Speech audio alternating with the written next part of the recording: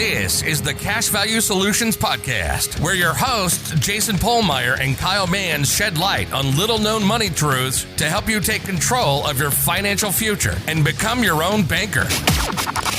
Subscribe, rate, and review the show, and check us out at cashvaluesolutions.com. Hey, everybody. Welcome back to the Cash Value Solutions Podcast. What are we going to talk about today, Kyle? Well, we're going to be talking about taxes, and does it make sense to buy cool stuff to avoid paying taxes? Okay, so it's coming down to the end of the year. This is a time where a lot of farmers are looking at equipment or, things that they could use on their operation. Does it make sense to buy that for a tax deduction? That's what we're getting at here. Yep, and it can. It can, yeah. So what did we come up with, Kyle? What's like a good guide for somebody? Well, I guess we can talk about, let's say you need to buy a combine this year. Maybe you need to buy a combine. You're thinking about upgrading. It's a $100,000 combine. Does it make sense to buy that this year? Right. And in this first example, we're talking strictly about in a tax sense only. So you're buying this so you don't have to pay as many dollars in taxes, right? This has nothing to do with you need it or anything like that right here. Mm-hmm. Okay, so if you want to spend $100,000 on a combine for a tax deduction and you're in a 22% tax bracket, for every dollar you spent, you saved 22 cents on taxes. Yeah, some people have the misconception that you spend $1 and that eliminates $1 of taxes. Not true at all. Nope. So in that sense, it probably doesn't if you're just doing it for a tax write-off. No. Now, how can it make sense for farmers and ranchers? We just used a combine, but this can go for fence and other things too. Yeah, so since we have the progressive tax system, meaning that depending on what you make, depends on the percentage that you pay in income tax.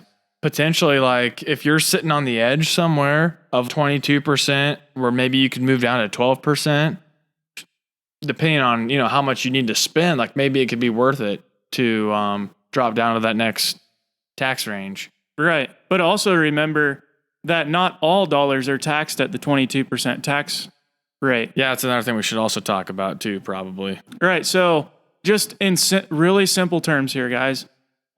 Progressive tax system. So the more you make, the more they take.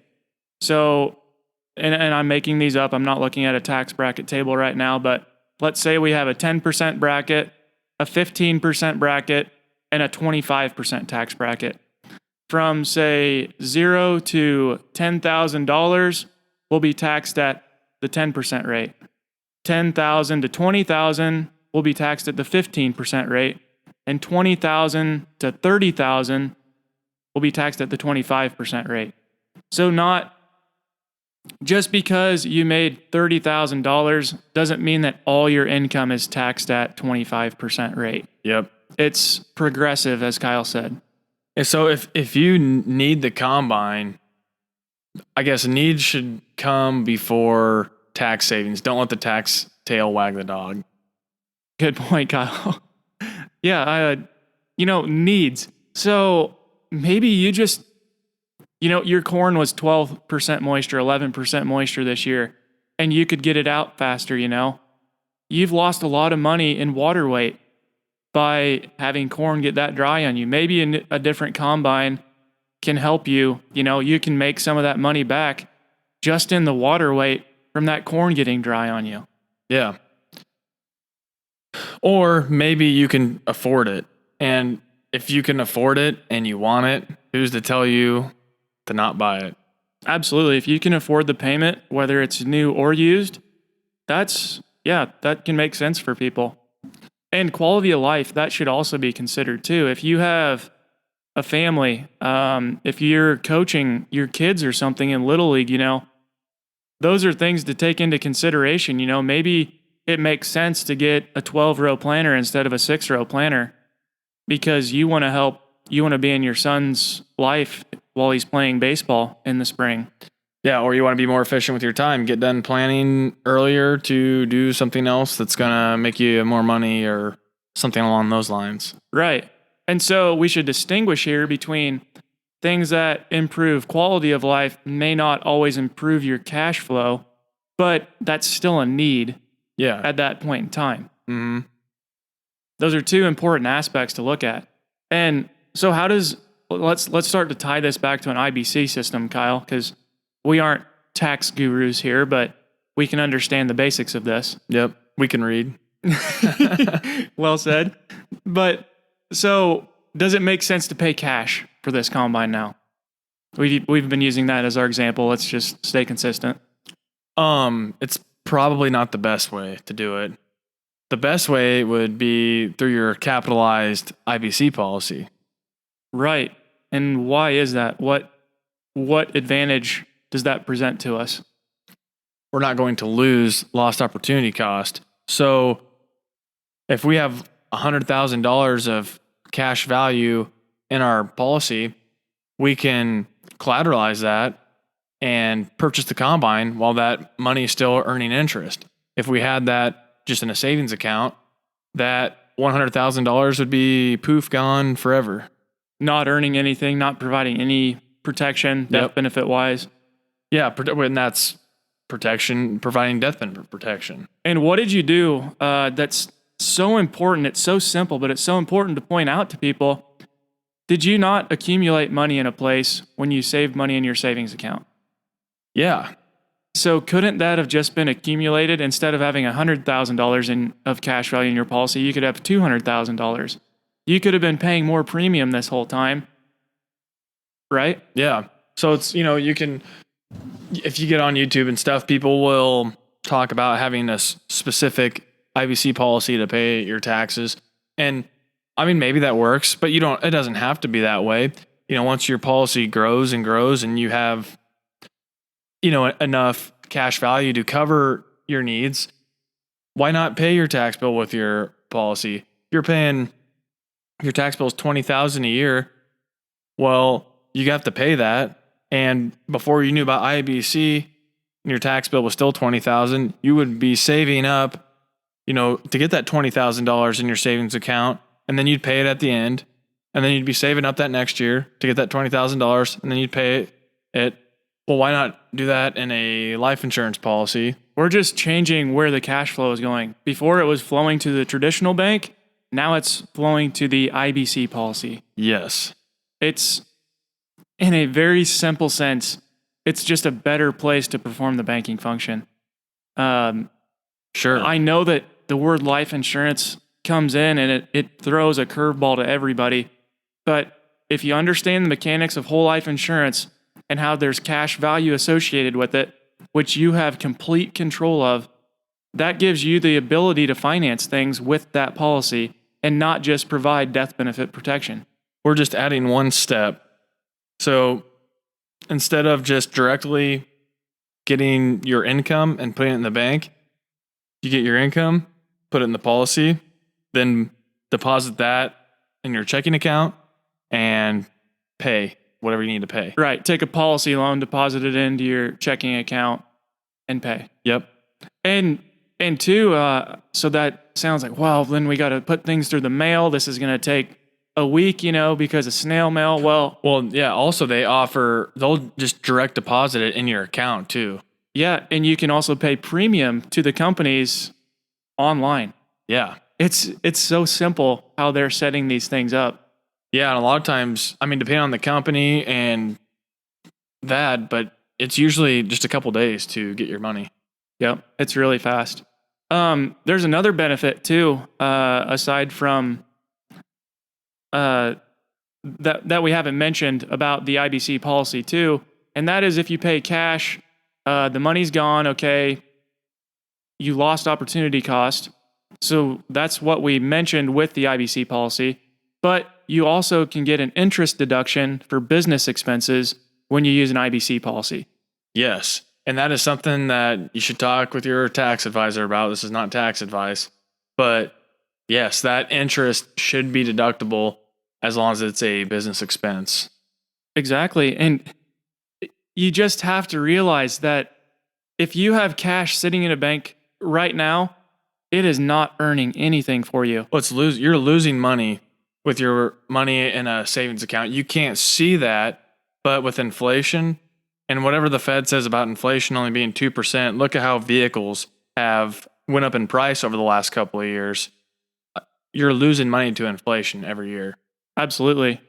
It's lost opportunity cost that you can't see it because it's not a physical expense that you're paying out of your checkbook. But over time, your dollars are losing purchasing power inside that policy, in a traditional bank. If you have that working for you in a policy, yeah, you have loan interest accrue against you, but your policy is still earning. It basically comes down to about a wash between interest earned and interest paid in the policy.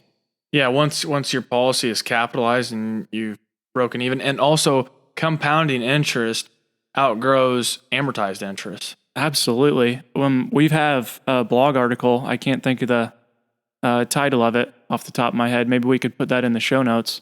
But we have a blog article.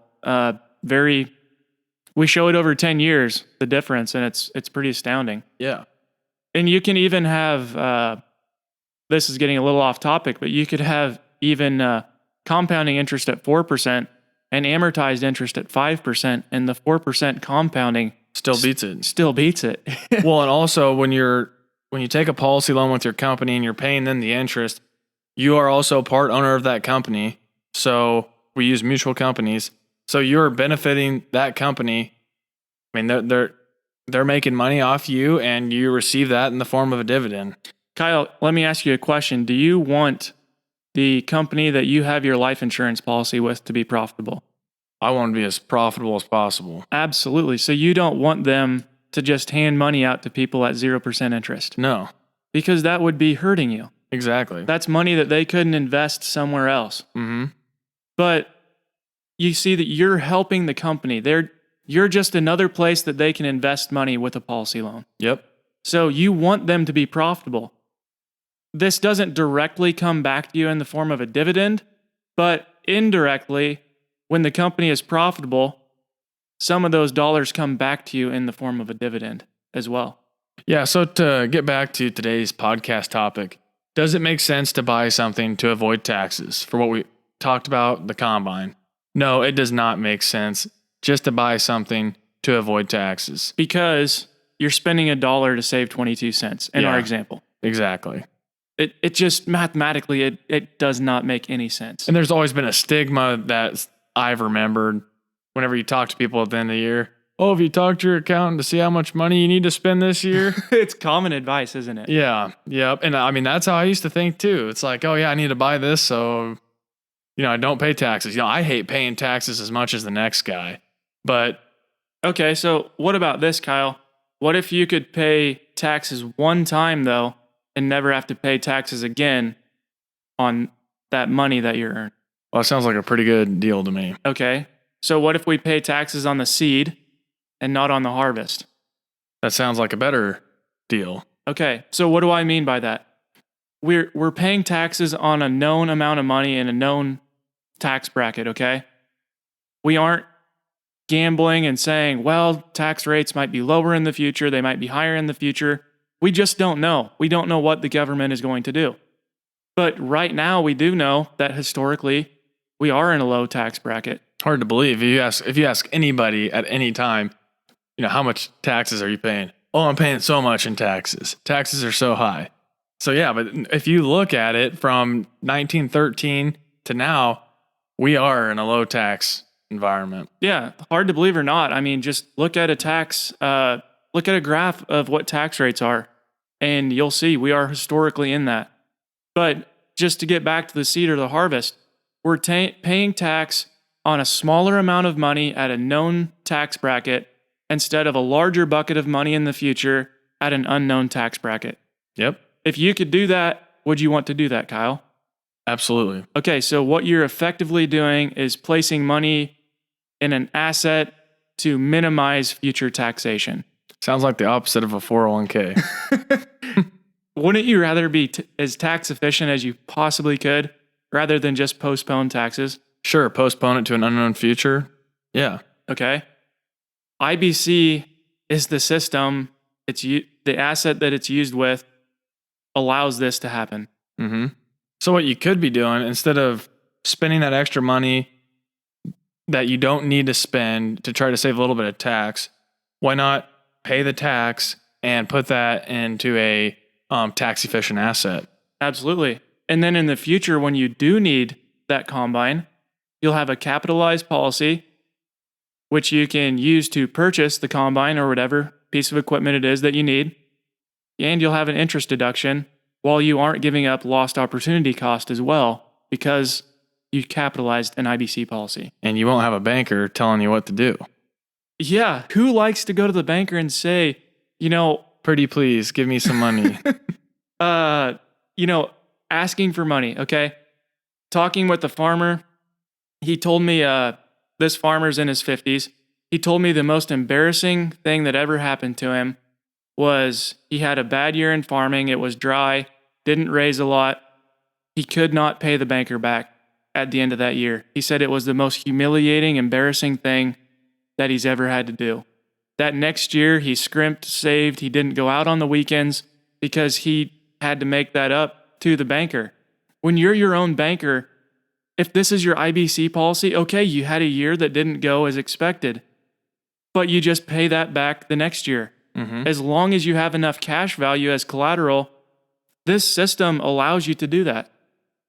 Yes, puts you in the driver's seat. You don't have to put your hat out and ask for more money, right? I mean, Yeah, yep. but It also that really goes down to the fact that you capitalized a system. Yeah, and we also, you're not going to become your own banker in 10 years. I know Nelson says 20 years, but it could potentially be longer than that depending on your needs, and sooner also. So, if you're a large farmer, you probably have, a lot of operating expense. If you're doing it on cash already, you're ready to go. That this IBC will just, It's going to enhance. it'll just what you're add, doing right now. supercharge what you're already doing. Yeah. That's things that we get into to people in appointments, of how you can use this based on your situation right now, because it's so hard to talk about, use your policy this way or this way, because everybody's situation is different. So we just try to talk about strategies, things that we see are opportunities for people on the podcast. Sure. Yeah. So, do you have anything else to say about taxes, whether it makes sense to purchase equipment to avoid them or anything on that, Kyle? No, I don't. I think we got this one covered. Okay. Highly recommend you guys to grab Nelson's book, Becoming Your Own Banker. That's the absolute best place to get started. And Mary Jo Ehrman wrote a book called Farming Without the Bank. That's a great book to read before becoming your own banker, to really help you get in the mindset, and then it'll kind of help you wade through Nelson's metaphors and stuff like that. Would you say that Mary Jo writes in easier to understand language? Yeah, absolutely. I'm glad that I read that before I read Becoming Your Own Banker. It helped me out a lot. And that's Right. why we also do this book review too, to help you guys through it. The first time you read it, it can be a lot. It's a lot. And I can tell you that I have read that book 10 times, probably more than that now. And I still am pulling things out of that book that it's so much information coming in at one time that you can't possibly grab all of it at once. If you're not aware of something in the first place, it's pretty hard to pick that up. Right. So you read that book, you read Mary Jo's book, you talk to us, you learn some more, you go back, you reread the book, things make more and more sense to you. I know infinite banking is as Nelson says, it's a paradigm shift. Mm-hmm. People don't think this way. But when you get down to the bottom of it, it makes such logical sense that you can't believe that you're not doing it. Yeah, and it also becomes simple. When you start out, when you hear all the noise, you see all of this for the first time, it looks extremely complicated. It looks so complicated, but you find out it is the simplest thing you can do financially. Yes. There is no market involved. We aren't that we have nothing to do with placing your money in the market to earn you guys a return and give you back more money. That is not something that we're interested in. We don't believe in it. This has nothing to do with that. It's just a simple system for you guys to place your money. It's in a whole life insurance policy, and they grow the money for you. It's at work for you all the time. When you need it, you have access to it. Yeah, it's like what Nelson talks about with cogeneration in his book.